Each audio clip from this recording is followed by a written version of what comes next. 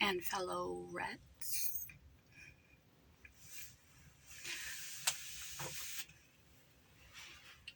Welcome to another quote video. I'm going to make this quote video mental health centric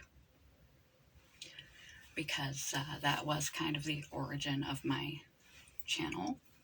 I'm going to integrate a little bit more of that in, hence the video normalize but don't romanticize physical and mental illnesses that went out not long ago, and all of the links below to mental health topics and some of my physical conditions. It's a good quote. It ties in. I think I've only done one quote other than that this year that was related to mental health, and that was that we owe it to ourselves to get the best treatment possible. And that was way back in January, like January 3rd or 4th. So we will make this mental health centric. Because if you don't have your health, you don't have your life. If you don't have control of your body, you have to work your life around your health.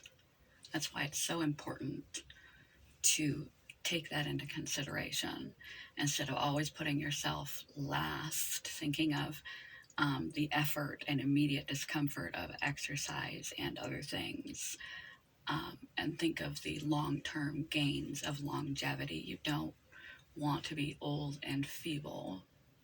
Age is just a number if you are able. There are people of all ages struggling with all sorts of conditions that are disabled, that still try their best to take the best care of themselves possible and have the best quality of health and self possible. But we that are able-bodied often take it for granted until we are not, and then we realize how important it was. Get in front of that. Don't take your health for granted.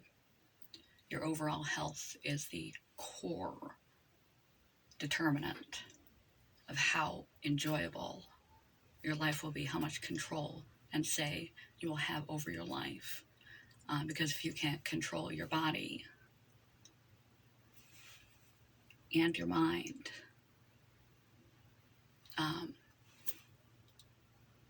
it will be determined for you what you can and cannot do.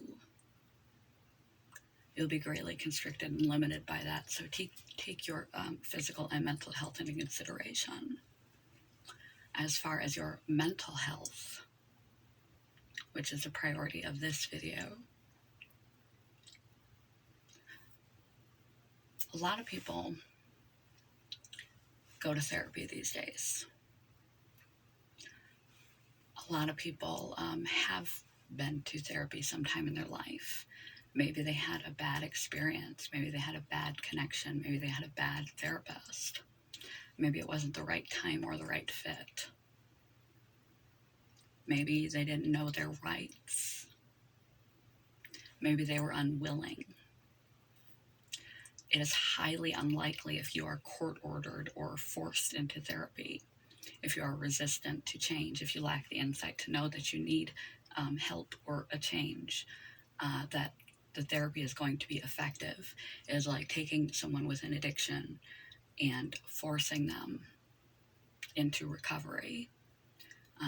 If they are not ready to see the reality of their situation and to coping with it, no amount of adequate professional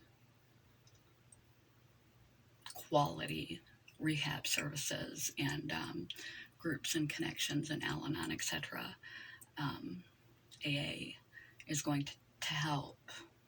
You have to be ready and in the right place. But how do you know if you even need help? If you have a known mental illness, a known mental condition, and you notice a deterioration in your functioning, not taking care of yourself, your hygiene, not enjoying or deriving pleasure from things you typically find pleasurable and enjoyable, withdrawing from others, withdrawing from activities, finding more and more time alone, difficulty concentrating on reading, watching a TV show, anything that involves you to just sit still and focus, difficulty focusing, starting multiple things and not being able to finish them, being overly confident, overly energetic,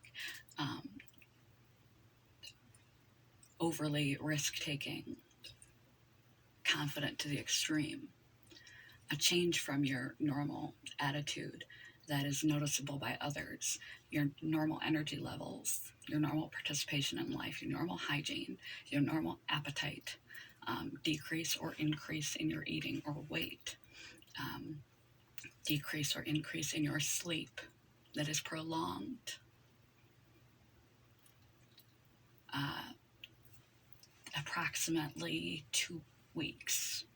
Give it 2 weeks, and if these things, these changes in you continue, noticing positive symptoms of psychosis, hearing things, seeing things. Some people with psychotic mental illness kind of live with a low level of that continuously, or with anxiety disorders live with a low level of that continuously. But if of a period of approximately 2 weeks, you are having more symptoms, an increase in symptoms, or a decrease in functioning that is staying, especially if it becomes noticeable to other people, not just you, but other people are pointing it out to you, that you're not acting right, or behaving right, or thinking straight, or there's something different, or there's something wrong. Don't take offense. Have the insight and self-awareness to know that you have a lifelong condition that you are managing.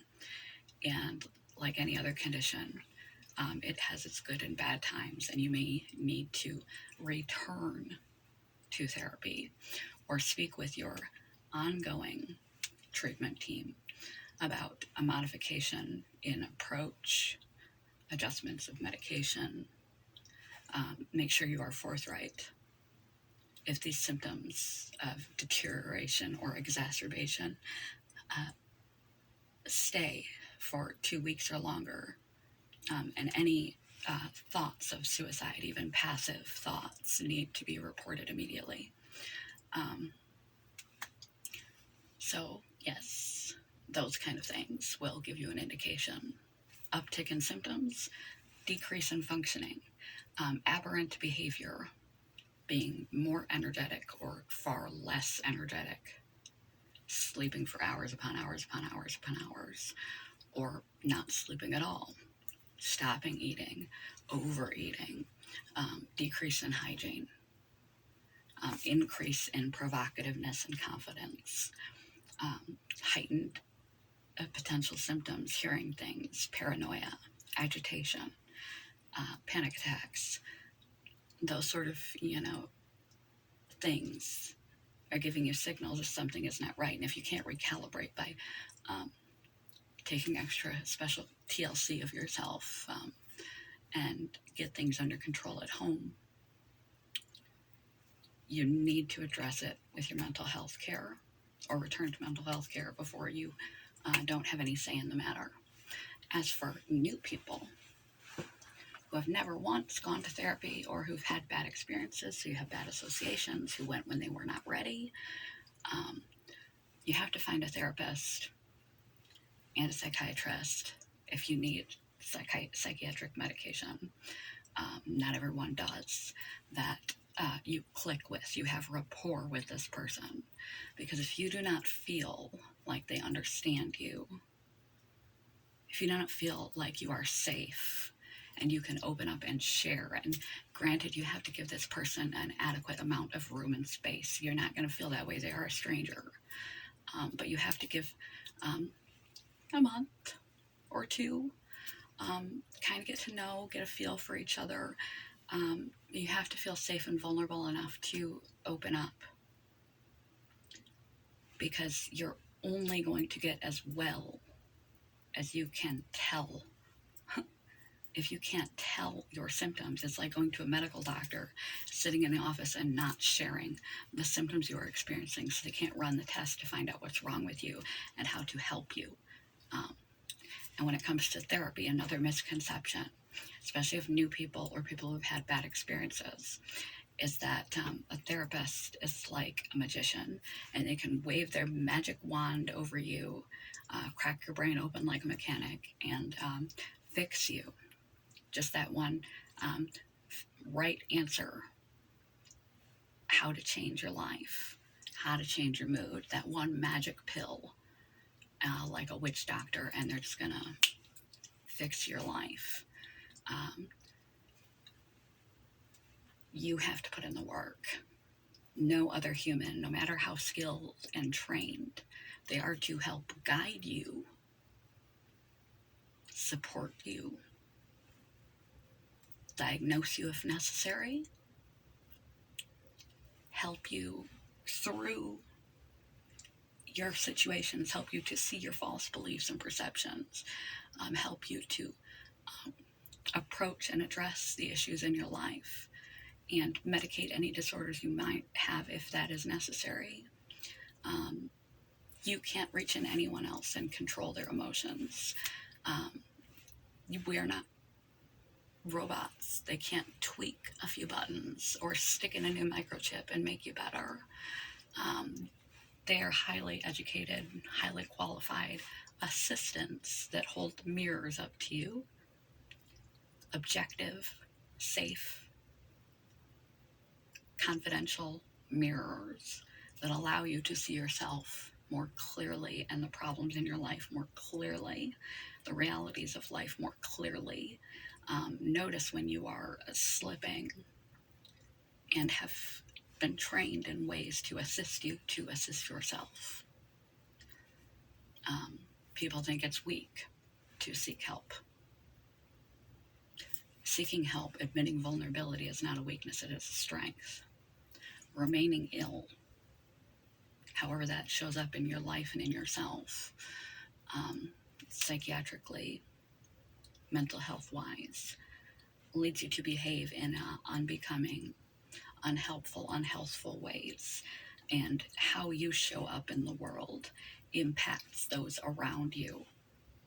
It's not just you that your life and your mental welfare touches. It's everyone you come in contact with, your neighbors, your community, your work, your family, your friends, your spouse or partner, whoever is in your life is on the receiving end of how you show up. So if you can't do it for you, and hopefully sometime you will do it for you, but if you can't do it for you, and you need to do it, you need the support, do it for everyone else that has contact with you in life, because so you can show up the best possible you possible for everyone you touch. Vulnerability is strength, not a weakness. Men included. I brought up this little Google search of some reasons why you might consider going to therapy, getting some mental health help. Hopelessness. Unlike sadness, feeling that there is no hope or that you are worthless is a sign of possible depression. Hopelessness can include things like worrying you have no future, or that you'll never be happy, things will never work out,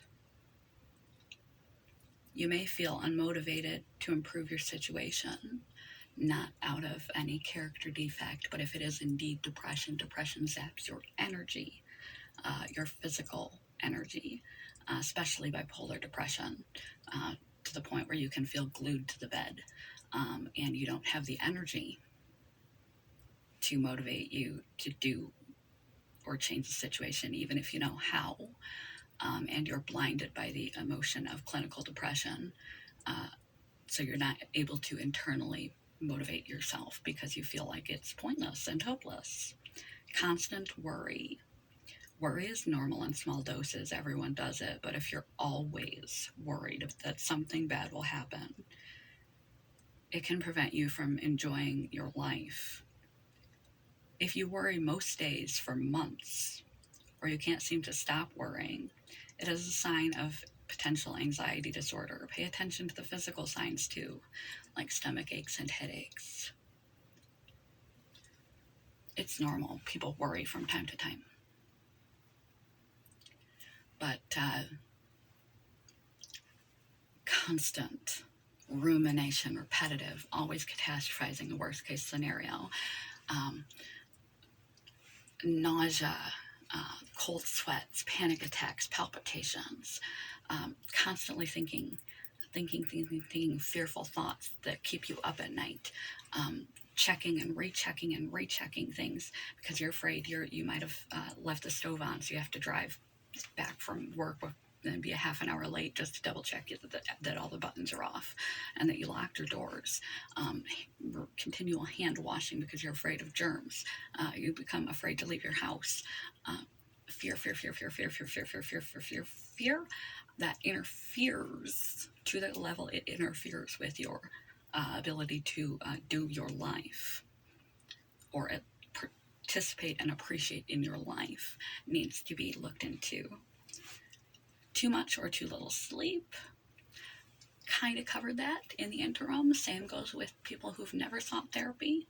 If you find yourself on a very long string of oversleeping, 12, 14, 16 hours a day, you just lost all energy, can be a sign of clinical depression. Also, long-term insomnia can be a sign of mania or the beginnings of psychosis or anxiety disorders, post-traumatic stress disorder because you are afraid and you're flashing back. Various things can interrupt your sleep cycle, but if it is typical for you, then it's not a concern. It's when it becomes untypical, atypical, and lasting, and you can't kick it, is a sign you might need some mental health intervention. Irritability. Be aware if you find yourself feeling considerably, almost constantly irritable or impatient, especially if this mood is beginning to strain your relationships on the job, at home, with your family and friends. Consider whether you could use some support to work through what is really bothering you. There can be a lot of reasons why someone's temperament is irritable and angry. You may have been that way your whole life. You might have a personality disorder. You might have been traumatized and you need to address the root of the problem. It may be a sudden change, and you are overstressed, underslept, overwhelmed, depressed, manic, etc., and on edge. Paranoia. The prodrome of a schizoaffective or schizophrenic episode can lead to agitation, irritability, so can mania and bipolar disorder. So sudden, dramatic, continuous irritability, volatile, harsh attitude change is to be noticed, and a lifelong, volatile, angry, agitative, irritable, angry attitude is to be noted as well.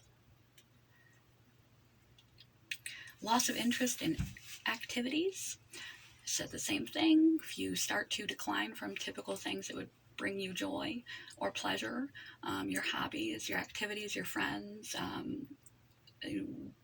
shows you like, books you like to read, places you like to go, everything just seems kind of not worth the effort.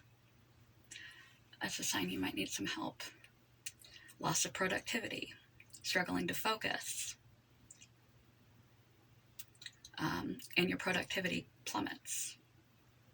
You might be unmotivated, or negative thoughts may be distracting you, or you are just drained by the overwhelming situation. But if you're typically at a baseline, that's where you always kind of need to gauge the change from, and the necessity for assistance, not someone else's baseline. If you've always been kind of just a little productive, a free spirit, then it's not a problem. If you're typically rather productive or extremely productive, and then you just don't even care anymore, what's the point? And you can't think clearly enough, even if you have the motivation or energy left, to put right things in right orders to organize your day in a sensible fashion, organize yourself in a sensible fashion. You find yourself doing things that don't make any sense. You're very disorganized in your brain. You need to talk to someone.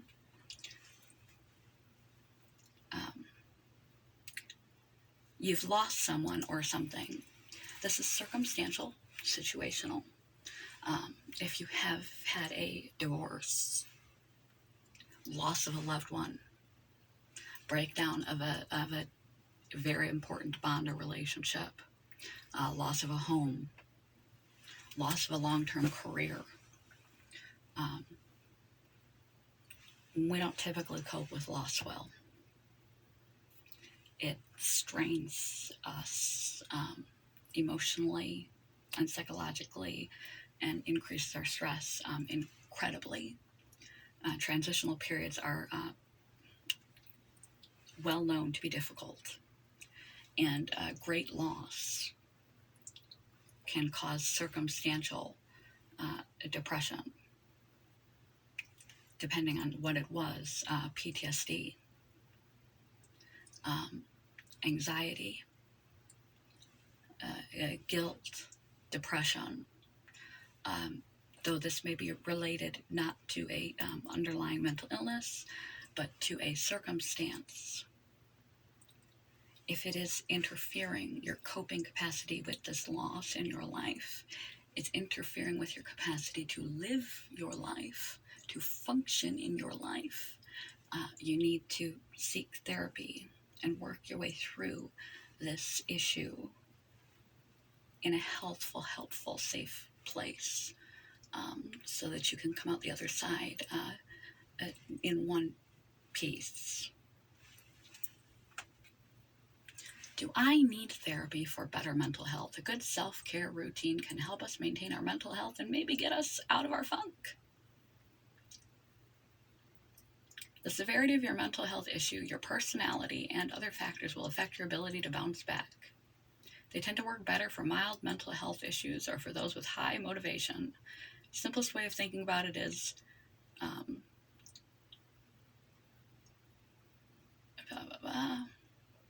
self-help can be effective for helping some people recover on their own without therapy, or restabilize their uptick or deterioration in their mental health pre-diagnosed symptoms without therapy. But if it's gone on to the point where it's beginning to ruin your life, that's kind of the level when we know that we need to reach out for help from a professional, is when we're no longer able to function in our own life adequately, when we're destroying, hurting, harming, disrupting the relationships in our life, on our job, across the board, when we derive no pleasure from life, feel we have no hope, that we are inherently flawed and it is unfixable, and we feel like giving up. Any thoughts of suicide, even passive, run, don't walk, to get yourself some help. Those are some of the reasons why you might consider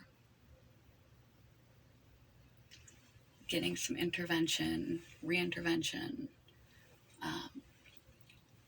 about your mental health and going to see a therapist for the first time, or being sure to be open and honest with your therapist about changes so they can get in front of them. And when you start with a new therapist, make sure you build rapport. Someone you feel safe talking with, otherwise you won't get anything out of it. You have to feel safe and connected, that you can share there, or it's like going to a medical doctor where you don't tell them your symptoms, they cannot help you. You can always ask to be switched to a different therapist and try until you get one that is a good fit for you. Same with psychiatrists. If you are fortunate enough to have medical access, coverage, insurance, and you need the help, take full advantage of it. Having a stable mind, rule your mind or it will rule you,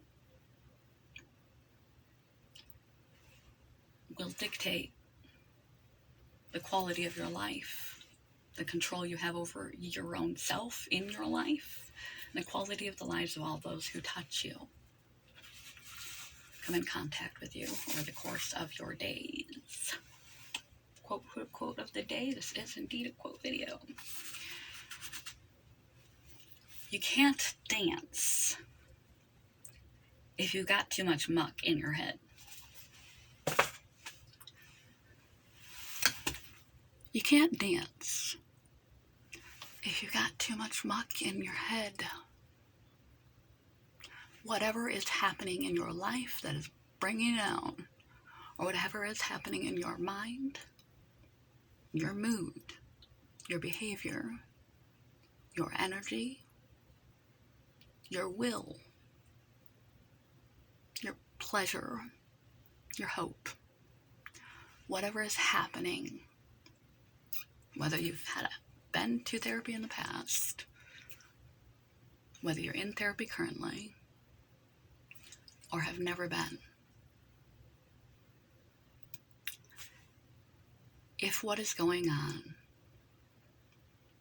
is getting to the point that it is changing your baseline normal behavior to such a degree that it is interfering with your ability to function in your life, or enjoy your life in any kind of way, your behavior has dramatically changed to the point where other people can tell. And any thoughts of life not being worth living, passive suicidality, need to be taken to a doctor. If you caught a virus, had pneumonia, go to the hospital or you go to your doctor. This is no different, just because it's stigmatized. Your brain is an organ, just like the rest of your organs, and it can get fuckered up. And you need lifestyle advice. It's like medical advice sometimes is lifestyle changes, like with diabetes, or medical intervention with medicine, or a combination of the two. Don't be ashamed or afraid to go get help, professional help for your brain organ, any more than you would be for any other organ in your body. It's not to be feared.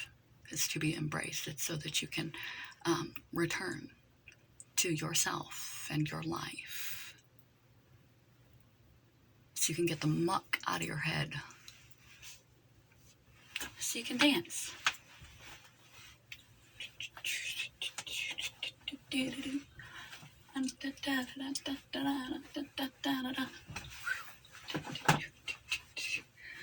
Okay, long video. I'm done. But at least there is a major point to this long one.